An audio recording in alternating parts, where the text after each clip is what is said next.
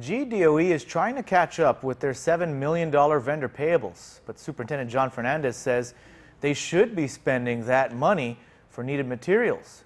PNC's Rosel Romanes has a story.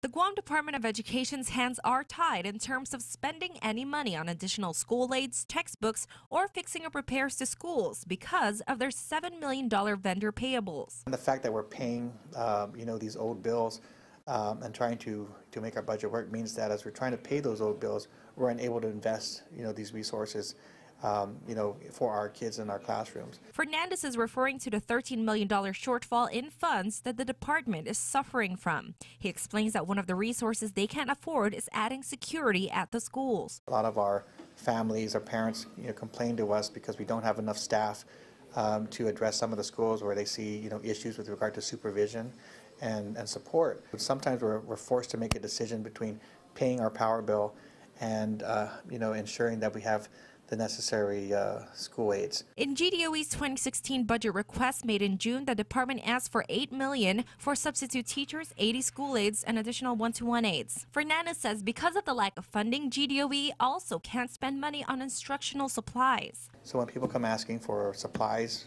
and instructional supplies and equipment, when they come our students ask us for for textbooks, when they ask us for other resources, when they ask us for additional staff support especially at our high schools, we're not able to make those additional investments because we need to reserve those funds to be able to pay our old bills. Among the other items GDOE requested for include $20 million for upgrades and health and safety improvements at the schools, $5 million for collateral equipment, and $650,000 for classroom renovations to expand the pre-K program. At a public hearing earlier this week, GDOE Superintendent Holling Taitano said the total owed to vendors is $7 million, but $1.5 of that $7 million is for invoices 90 days and more. Those payables, include our utility payments, they include our food services payments, they include all the contracts related to maintaining our air conditioning, maintaining pest control, solid waste,